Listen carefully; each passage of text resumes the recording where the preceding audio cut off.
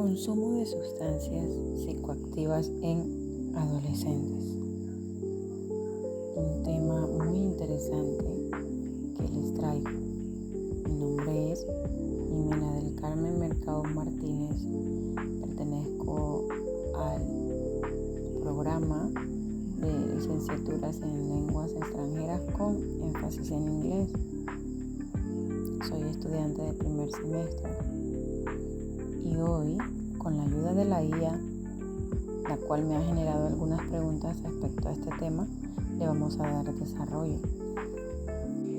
Cabe anotar que la IA contiene un gran desarrollo acerca de este tema. Y es gratificante saber que hay ciertas soluciones para este flagelo.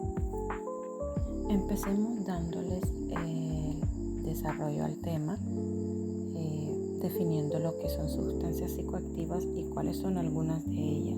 Sabemos que las sustancias psicoactivas son todas aquellas que al ser ingeridas en cualquier forma producen un cambio o la distorsión o la alteración en el sistema nervioso y en el sistema central de la persona que la consume. Y no es solamente en este aspecto, también se va a ver reflejado en los demás aspectos, en lo social, en lo laboral, en lo psicológico. En muchos aspectos prácticamente abarca un sinnúmero de daños directamente al ser humano. Ahora, ¿cuáles son algunas de estas sustancias? En el mercado las podemos encontrar así. Hay algunas que las podemos encontrar como la cocaína, las crack, la mescalina, el éxtasis, el cannabis. Podemos encontrar diferentes y de diferentes formas. Pero eso no es lo más importante. Lo más importante es saber cuáles son los factores de riesgo que pueden llevar a una persona a consumir sustancias psicoactivas. Vemos que hay varios factores y dependiendo del entorno social, familiar o personal donde se encuentre la persona, la IA los clasifica en 3 grandes categorías. Una de ellas es el factor individual, en donde se encuentra ese punto donde el ser humano sufre de baja autoestima, la búsqueda del placer o la evasión, trastornos de salud mental.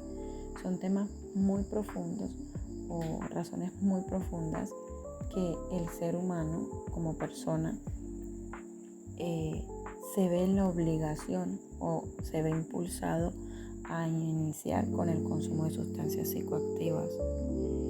El factor social y familiar, encontramos de que en esos hogares disfuncionales o en esos hogares donde la violencia familiar está en auge, siempre nos vamos a encontrar a una persona partiendo de los factores individuales que este tipo de comportamientos dentro del hogar le van a producir ansiedad, depresión y van a hacer que la persona, el individuo, el chico, el joven inicie con el consumo de sustancias psicoactivas.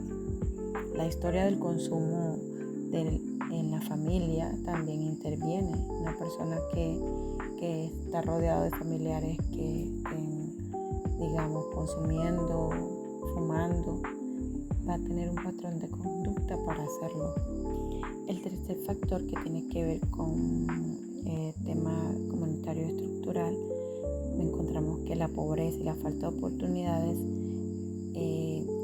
hace que el chico o la chica inicien en este camino tan oscuro y que se ha convertido en el flagelo más triste para la sociedad porque ha dividido hogares y ha dañado el ser humano como tal, porque el consumo de drogas atenta contra la personalidad y la integridad física de él. Todo este conjunto de factores aumentará la probabilidad de que las personas inicien el consumo de sustancias psicoactivas.